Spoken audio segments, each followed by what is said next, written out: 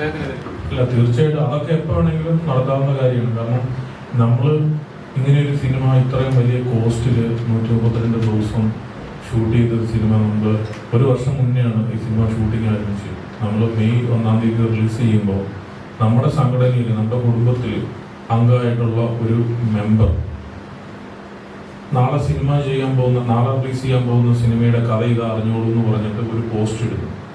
May 1-ാം തീയതി ഇന്ത്യയിൽ ഒറ്റ സിനിമയെ റിലീസ് ചെയ്തിട്ടുള്ളൂ.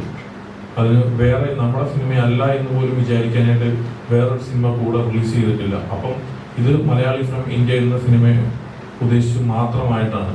അങ്ങനെ ഇത് ചെയ്യും. ഞങ്ങൾ അതിൻ്റെ പിറ്റേ ദിവസം ഒരു ഇന്റർവ്യൂ കുറേ മാധ്യമങ്ങൾക്ക് വിളിച്ചിട്ട്, ഓൺലൈനെ വിളിച്ചിട്ട് ഞങ്ങൾ കൊടുത്തുകൊണ്ടിരിക്കുന്നതിൻ്റെ ഇടയിൽ അതിൽ നിന്ന് ഒരു ഓൺലൈനിൽ നിന്ന് മാത്രമാണ് ഒരു ചോദ്യം വന്നത്, ഇങ്ങനെ നിഷാദ് പോയ ഒരു പോസ്റ്റ് ഇട്ടല്ലോ എന്നും പറഞ്ഞിട്ട്. അതിന് ഞങ്ങൾ കൊടുത്ത റിപ്ലൈക്കാണ്, അതായത് ഞാനതിൽ പറഞ്ഞിട്ടുണ്ടായിരുന്നു, ഞങ്ങളുടെ സിനിമ സംഘടനയ്ക്ക് തന്നെ, സിനിമ കുടുംബത്തിന് തന്നെ ഏറ്റവും കൂടുതൽ മാനക്കേട് ഉണ്ടാക്കാവുന്ന ഒരു കാര്യമാണ് ചെയ്തതെന്നാണ് ഞാൻ അതിൻ്റെ അകത്ത് പറഞ്ഞത്. അതിന് റിപ്ലൈ ആയിട്ട് വീണ്ടും ഇതേ ഓൺലൈനിൽ വിളിച്ചിട്ട് വീണ്ടും ഒരു ഇന്റർവ്യൂ കൊടുക്കുകയാണ്. അപ്പം ഞങ്ങളുടെ വശത്തു നിന്ന്, അതായത് റൈറ്ററെയോ ഡയറക്ടറെയോ പ്രൊഡ്യൂസറുടെയോ വശത്തു നിന്ന് ഒരുമിച്ചല്ലാതെ തനിയായിട്ട് ഒരു ഇന്റർവ്യൂ കൊടുക്കുമ്പോൾ ഒരു പരിധി വരെയുള്ള ആൾക്കാർ അയാൾ പറഞ്ഞത് ശരിയെന്നാണ് വിചാരിച്ചിരിക്കുന്നത്. അപ്പോൾ അതിനെ ബേസ് ചെയ്തിട്ട് അതിനെ വന്നിട്ട് ടാർഗറ്റ് ചെയ്തിട്ട് നെഗറ്റീവ് കമന്റ്സ് പോസ്റ്റ് ചെയ്യാനായിട്ട് തുടങ്ങി. ഞങ്ങൾക്ക് ഒരു പോസ്റ്റ് പോലും ഇടാൻ പറ്റത്തില്ല, മുഴുവൻ നെഗറ്റീവ്. അപ്പൊ കള്ള പ്രൊഡ്യൂസർ, അതായത് വന്നിട്ട് മോഷ്ടിച്ച കഥയല്ലേ പ്രൊഡ്യൂസ് ചെയ്തത്. അപ്പൊ ഞാൻ എന്ത് ചെയ്തു? ഒരു നിർമ്മാതാവ് എന്നുള്ള രീതിയിൽ ഞാൻ എന്ത് ചെയ്യും? ഒരു മ്യൂസിക് ഡയറക്ടർ ഒരു സോങ് പുതിയതായിട്ട് റെഡിയാക്കി കഴിഞ്ഞു കഴിഞ്ഞാൽ അതിന്റെ ഒരു കഥ അല്ലെ അതിന്റെ ഒരു മ്യൂസിക് വേറെ ഏതോ ഒരു കൊറിയൻ പടത്തിന്റെ മ്യൂസിക്കുമായിട്ട് സാമ്യമുണ്ടെന്ന് പറഞ്ഞ് ഞാൻ എന്ത് ചെയ്യും? ഇത് എന്റെ വേർഷൻ അല്ല. ആക്ച്വലി ഇതേ കഥ തന്നെ ഷാരിസ് ഇതിനു മുമ്പ് എന്നോട് പറഞ്ഞതാണ്, ഒരു വർഷം മുമ്പ് തന്നെ പറഞ്ഞതാണ്. അപ്പൊ അന്ന് ഞാനിത് പ്രൊഡ്യൂസ് ചെയ്തില്ല. അത് കഴിഞ്ഞിട്ട് പിന്നീട് ഇത് ഡയറക്ടറായിട്ട് ഡിജോ വന്നു കഴിയുമ്പോഴാണ് ഞാൻ ഈ പടത്തിന് ഓക്കെ ചെയ്തത്. അപ്പം ഇതൊക്കെയാണ് ഇതിന്റെ പിന്നാമ്പുറം കഥകൾ.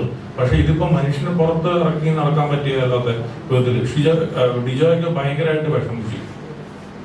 അവൻ ലിറ്ററലി ഫോണിൽ വിളിച്ച് കരഞ്ഞു.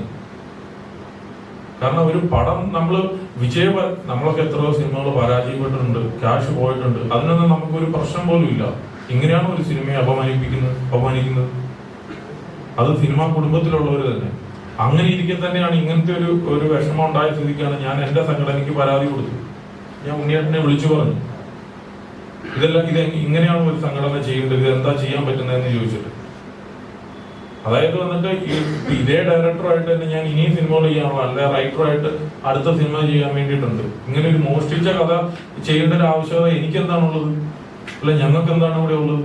ഞാൻ ഈ വർഷം തന്നെ 4-5 സിനിമകൾ വേറെയും ചെയ്യുന്നുണ്ട്. അതിൻ്റെ അകത്ത് ഒരു നിർമ്മാതാവ് എന്ത് തെറ്റാണ് എൻ്റെ അകത്ത് ചെയ്തിരിക്കുന്നത്? അത് ഇത്രയും വലിയൊരു സിനിമ നിങ്ങൾ ആലോചിച്ച് നോക്കും. ഇത്രയും സ്ഥലങ്ങളിൽ പോയി, രാജ്യത്ത് പോയി ഷൂട്ട് ചെയ്ത സിനിമയുടെ കോസ്റ്റ് എന്തായിരിക്കും? നിങ്ങളൊന്ന് വായിച്ചു നോക്കി. എത്രയോ മോശകരമായിട്ടാണ് ഇതിന്റെ ഡയറക്ടറെയും എന്നെ പറ്റിയൊക്കെ അതിൻ്റെ അകത്ത് എഴുതി വിട്ടേക്കുന്നത്. റൈറ്ററെ പറ്റിയൊക്കെ പറഞ്ഞേക്കുന്നത് ഒരാളെ കാട്ടാൻ പറ്റത്തില്ല. അത്ര വിഷമമുണ്ട്. അതുകൊണ്ടിട്ട് ഞാൻ എന്റെ സംഘടനകളെ സമീപിച്ചു, ഡയറക്ടർ ഫെഫ്കനെ സമീപിച്ചു. അതിന്റെ ഒരു തീരുമാനമാണ് ഇന്ന് ഇവിടെ ഇരിക്കുന്നത്. നിയമപരമൊക്കെ അതൊക്കെ എന്ന് നടക്കാനൊക്കെ പറഞ്ഞു മനസ്സിലായി. ഇന്നിപ്പോ തിയേറ്ററിൽ 200 രൂപ തിയേറ്ററിൽ പടം ഓടിക്കൊണ്ടിട്ടിരിക്കുകയാണ്. ഇന്ന് 2ാമത്തെ ആഴ്ചയാണ്, ഇന്ന് കറക്റ്റ്. അത്രയും തിയേറ്ററിൽ ഈ പടം ഒരു ഫ്ലോപ്പ് സിനിമയാണെങ്കിൽ ഈ തിയേറ്ററിൽ നിന്ന് എല്ലാം പടം കുറയണ്ടേ? ഒരു ഷോ എങ്കിലും കുറയണ്ടേ? ഒരു 10 തിയേറ്ററിൽ നിന്നെങ്കിലും സിനിമ എടുത്ത് മാറ്റണ്ടേ? സിനിമ നല്ല രീതിയിൽ ഓടിക്കൊണ്ടിട്ടിരിക്കുകയാണ്. ഡിഗ്രേഡിന്റെ അങ്ങേയറ്റം.